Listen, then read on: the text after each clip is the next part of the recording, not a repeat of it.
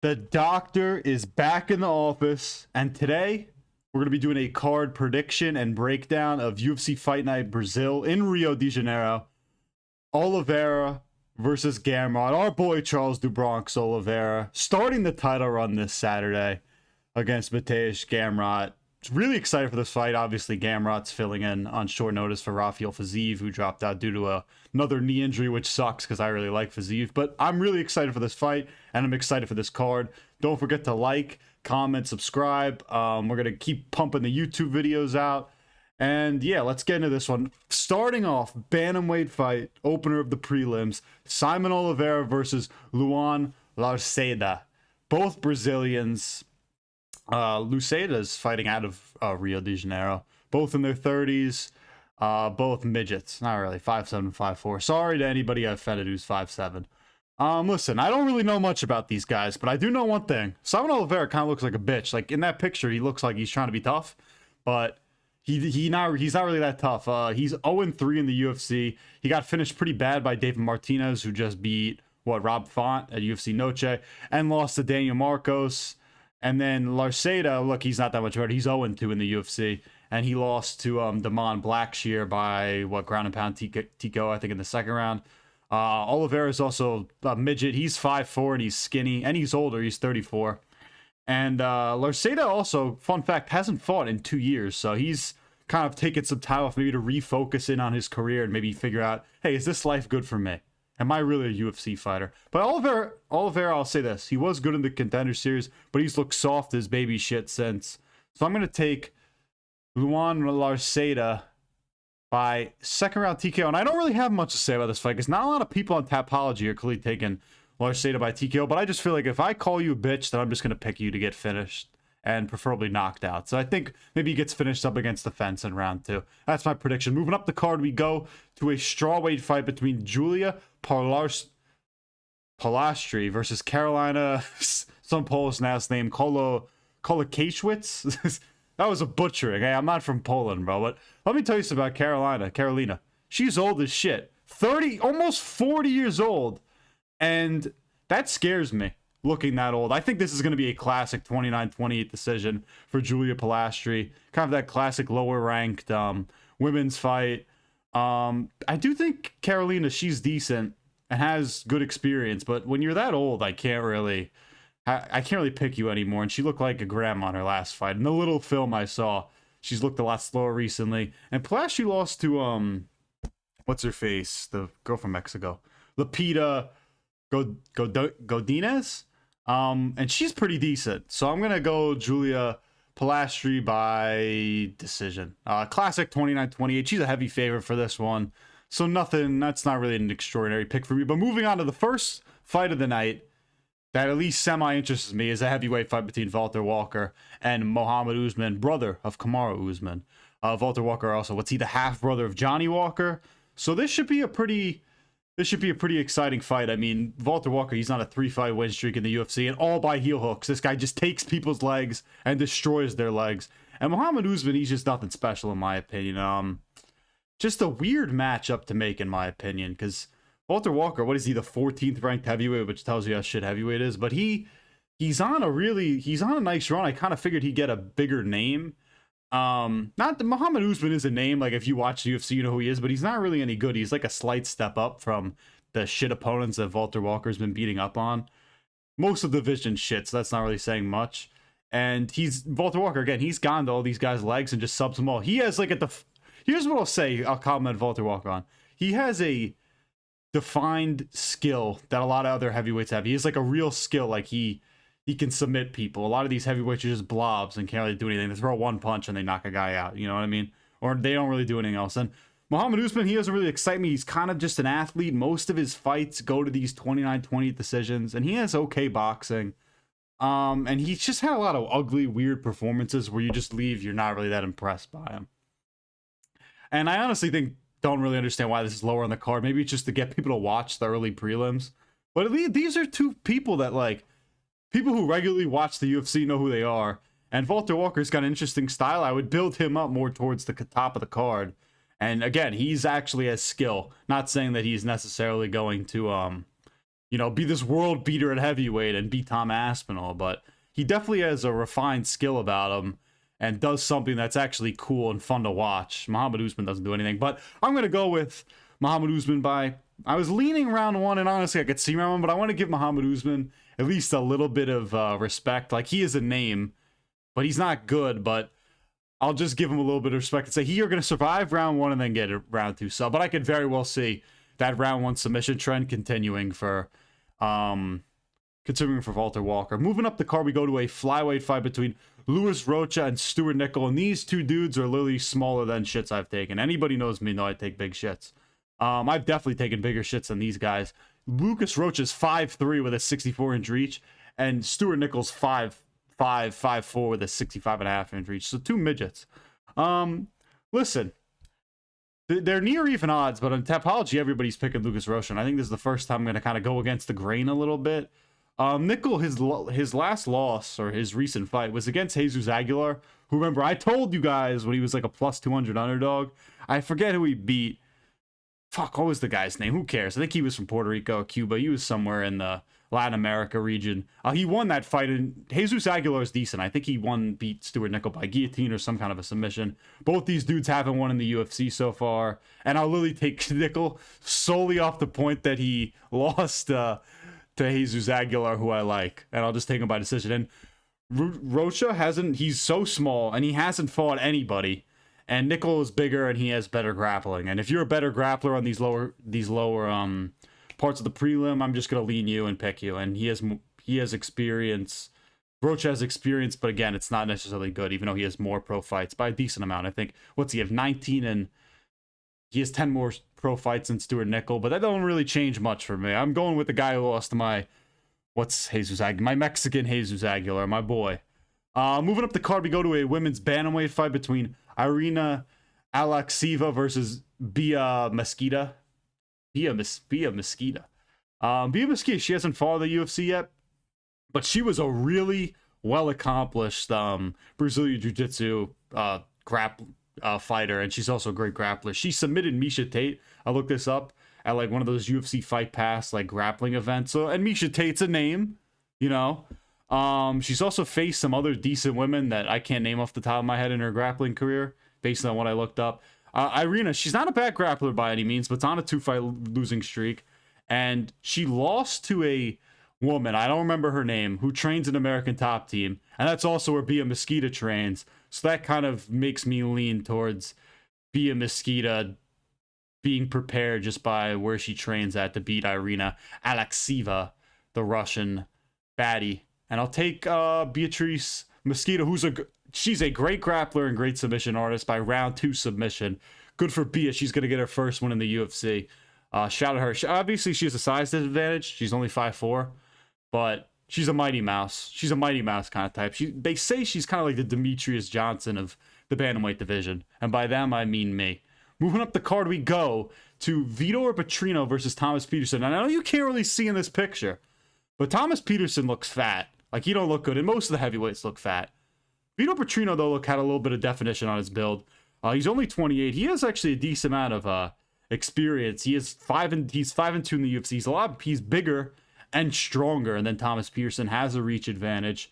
He beat Rodolfo Bellato in the Contender Series by TKO. I think it was round 1 or round 2.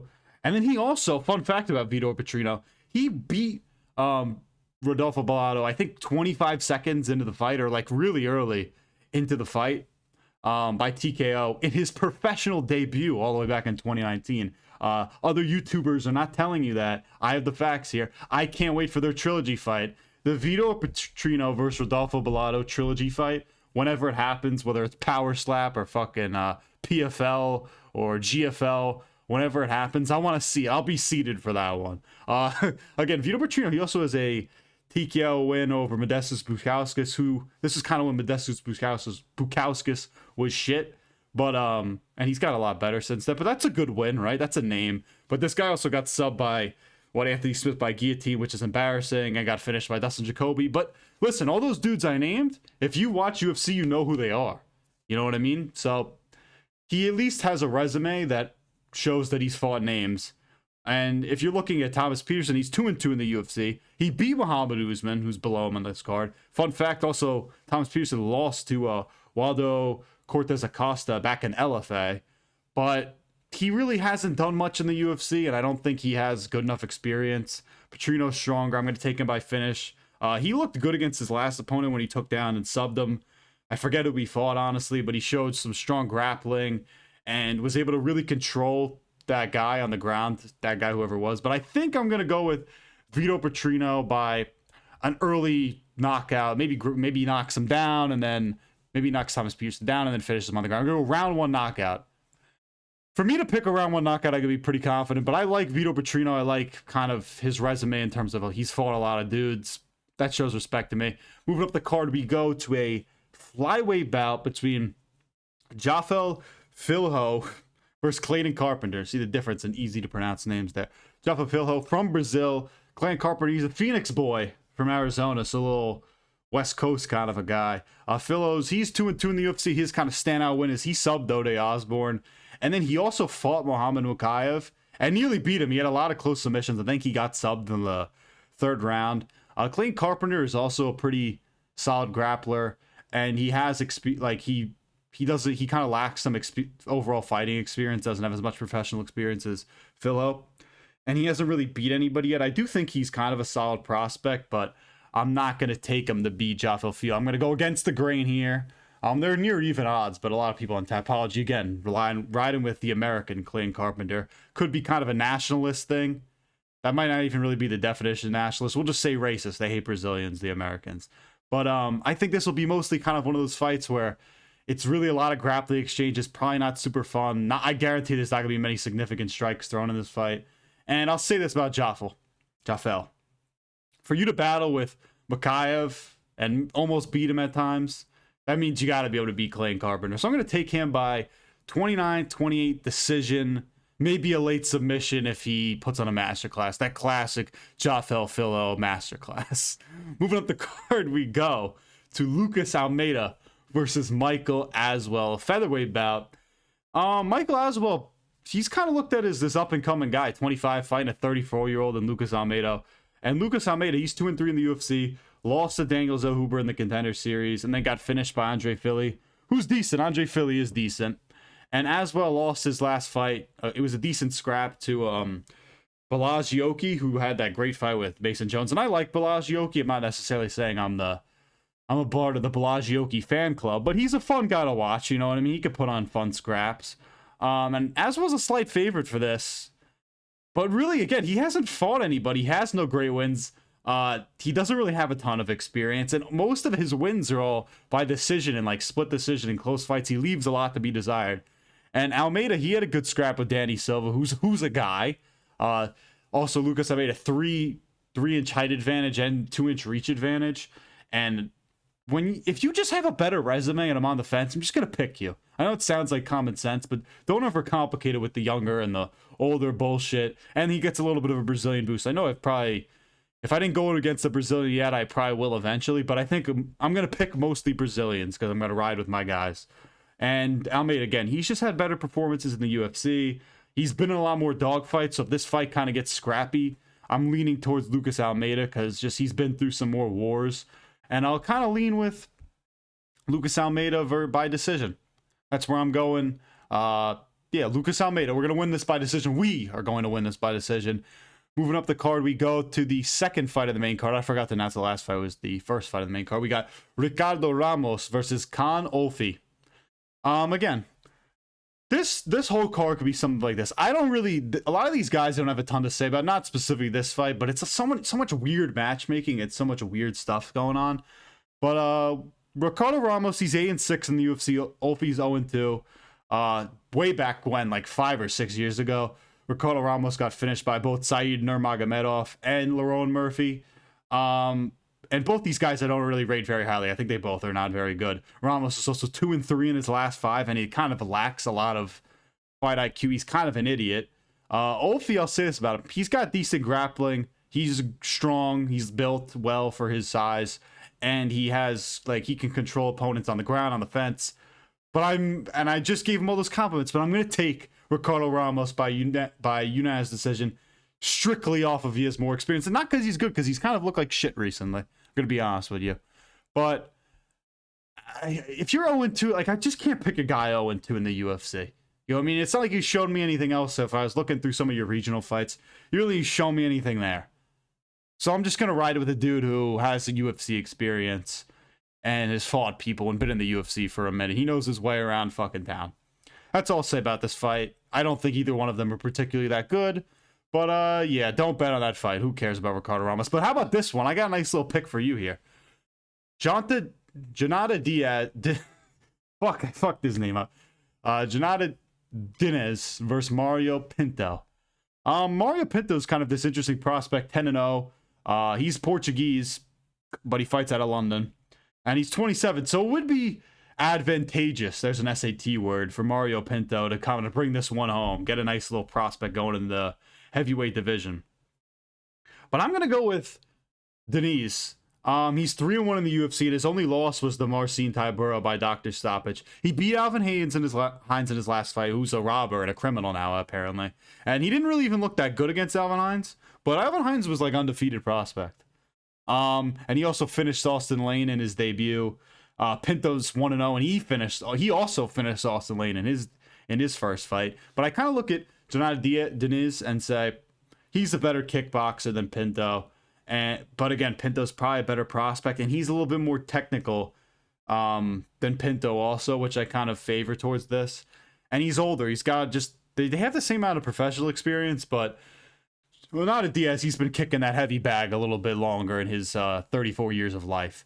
Again, this is going to be a striking match heavily, which I think will be exciting. Diniz is a little bit bigger in terms of he carries his weight more than Mario Pinto. He just weighs more. Size-wise, they're about the same. I think Diniz has a slightly larger reach advantage. But I also like Diniz is just his overall boxing. He keeps his chin tucked. He has good defense, and he keeps it down. I don't really see him getting rocked by Mario Pinto. I'm sort of like a hook coming, and he just drops. But I wouldn't be mad if Mario Pinto won this. If he got to 11-0, then you get like a nice prospect to rally behind at heavyweight. There's so many shit ones, so I always would like to rally behind these guys. But I kind of am leaning my guy Janata Diaz. I keep calling him Diaz, Janata Diniz by round 2 knockout. Sorry, Mario Pinto. This picture is also insane of you. Look at him. Looks like he's on crack. And moving up to really the second fight that I actually have a little bit of an emotional investment in. Luque versus Joel Alvarez. Vicente Luque versus Joel Alvarez. Joel Alvarez primarily been a lightweight, but the weight cut's been kind of tough for him. So he moved up to welterweight for this fight. Took it on short notice. This was supposed to be Santiago Ponzinibbio. And that, if you were Vicente Luque, you were seeing that and saying, wow, that'd be a nice win for me after a tough loss to Kevin Holland. You've been kind of like a 500 fighter as of recently. And then this guy, Joel Alvarez, steps up and you're like, fuck. I think this is just a tough fight for Vicente Luque. Joel Alvarez, man, he's a marauder. Alvarez, he's so big. I mean, 6'3" with a 77-inch reach. This guy's a big welterweight. He was a big, massive lightweight. And UFC's going to want Joel Alvarez to win this because they want to do that whole Ilya versus Gaethje Spain card in January, and they could put Alvarez on that somewhere, and he's a name a lot of people know. And he's really good, too. And I kind of hope he stays at welterweight because he can be more active. The weight cut isn't as bad. I think he's going to find a finish somewhere early in this fight. And it's really a shame because I like Vicente Luque. He really has had he's been in the UFC for a minute. He's had some great battles with like Wonder Boy.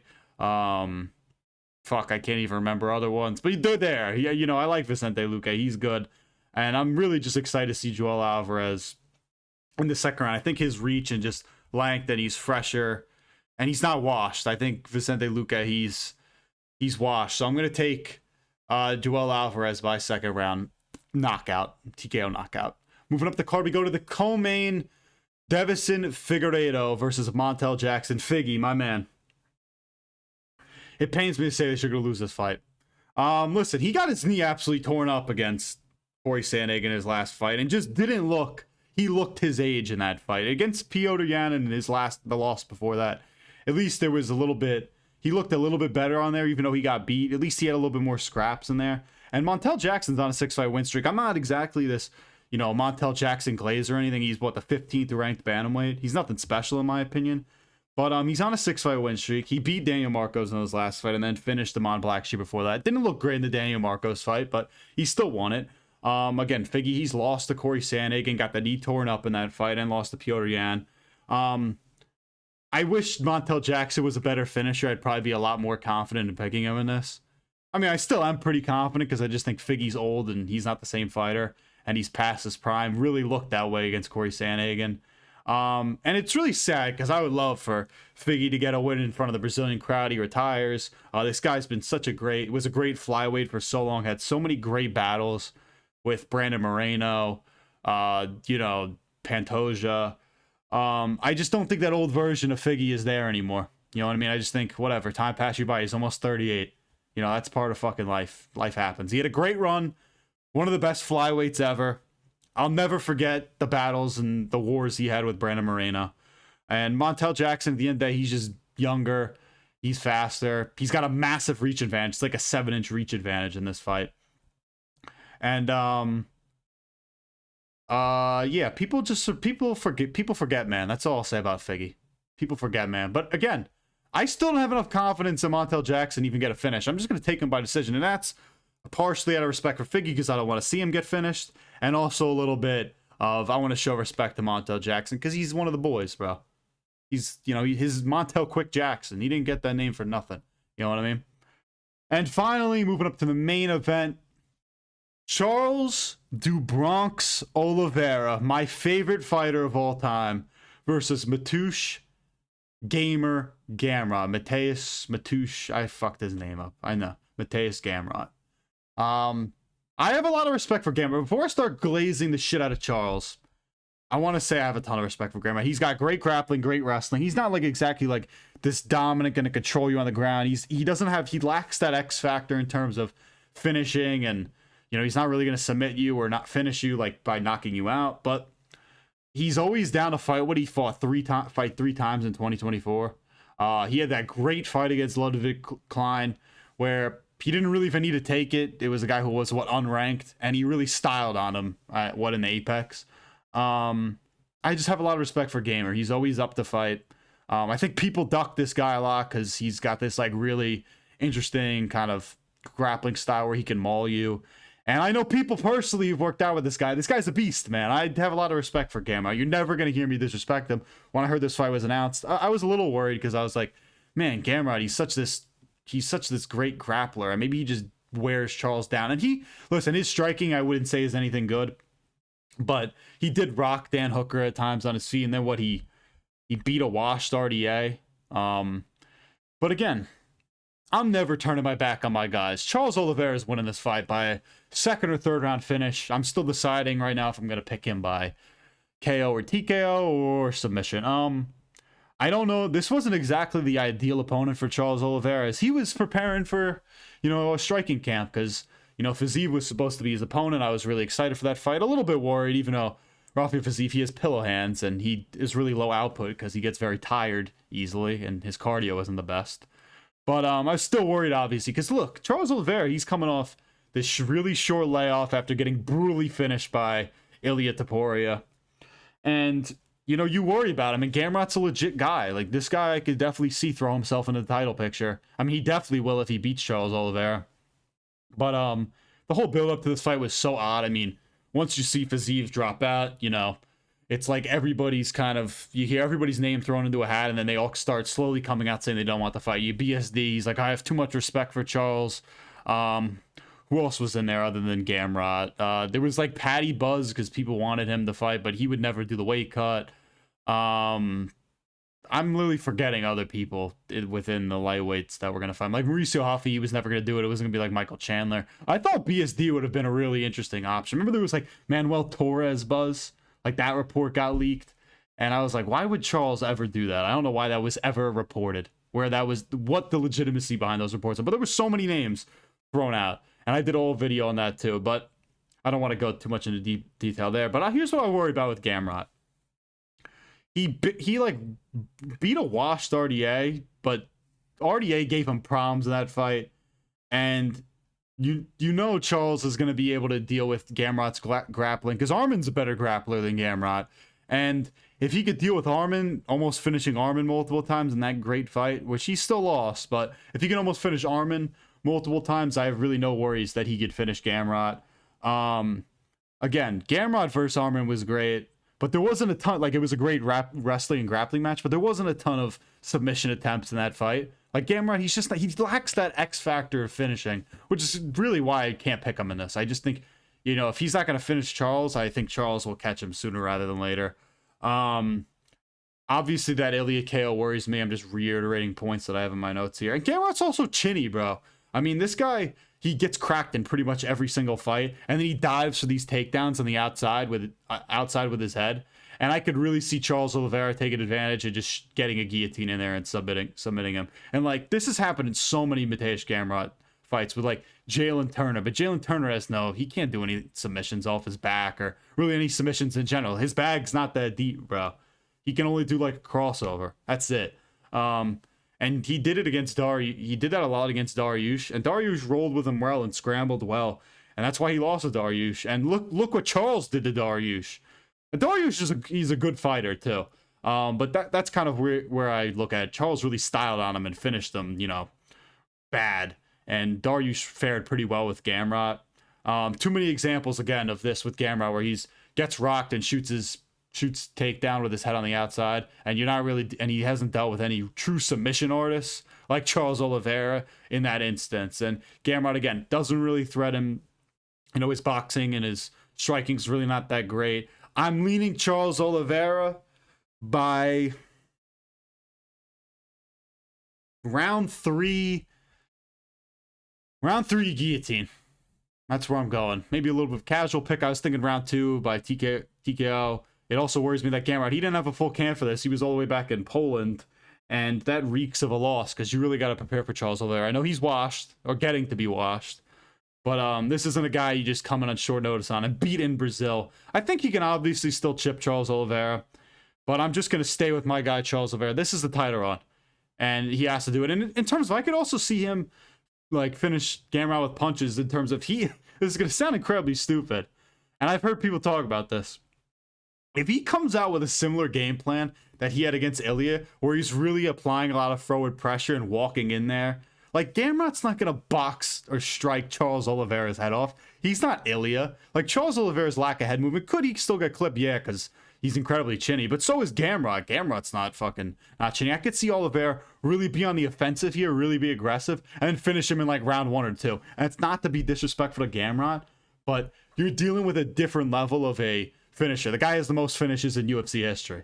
This isn't some fucking bum. Not that Gamrot's fought bums, but this is no Joe Schmo. This is the elite of the elite, even if he's on the down part of his career. And as for the future of Charles Oliveira, because if he loses this fight, I'll never get to bring this point up again. If he wins this fight, he already started talking about how he wants to fight Max Holloway for the BMF, which slightly worries me because why are you looking ahead? Gamrot's not a guy to look ahead on. But that's the fight to make after this. The rematch from like 10 years ago, that pathetic Charles fight when he used to suck. I think Max would, I'm not going to say Max would win that. Charles is fucking beating his ass. Charles is beating his fucking ass. But that would be a really fun fight. I think Max probably has a little bit more left in the tank at this point in his career. But Charles could win. Shit, if he beats Gamrot, I'm going to start saying he's on the title run. You beat Gamrot, you beat Holloway, we get our belt back against Ilya Topuria sometime in 2026. It's as simple as that. That's it done. That's it. There it is. Again, Charles Oliveira by 3rd round guillotine submission. I could see a world where he gets TKO or knockout in round 2. I don't really see this fight going over 4 rounds. This is going to be under 4 rounds in my opinion. I just can't see this fight going that long. Somebody's getting a finish. Probably Oliveira. Maybe Gamrot. Maybe Gamrot knocks him out. I mean, Charles is so shitty. And the first round's really going to be telling of how this fight's going to go. Because I really am just incredibly intrigued to see what Charles Oliveira looks like within that first round. Because if he comes out firing, I'm going to be like, fuck yeah, why can't we beat Max Holloway? You know, we're going to beat Gamrot. And the real thing that sucks about this fight, I'm going a little bit off script here, is this fight is during my cousin's wedding. And I don't really know how much of this card I'm really going to get to watch. Obviously, I'm going to watch this fight. I'm pulling the phone out. I don't care if they're the best man's up there, which is my cousin. I don't care if there's a dance and it's emotional. I don't care if they're talking about dead Poppy and Nanny. It doesn't matter. Charles Oliveira he presides over all of that. He's above all of that, in my opinion. He's above family because he is family. Because I would cry over Charles Oliveira before half the people in that room. So Charles Oliveira by third round guillotine. That's my prediction for UFC Fight Night. Rio, Gamrot versus Charles Oliveira. Should be a banger. I think the main card's pretty good. There's some decent fights in the prelims. Let me know what you guys think below in the comments. Remember to like, comment, subscribe. And yeah, again, thanks for watching. Thanks for the continued support. We really did well on that UFC 320 recap video. I was really pleased with the response on that. So thank you guys again for the support, all the kind messages. The doctor is signing out.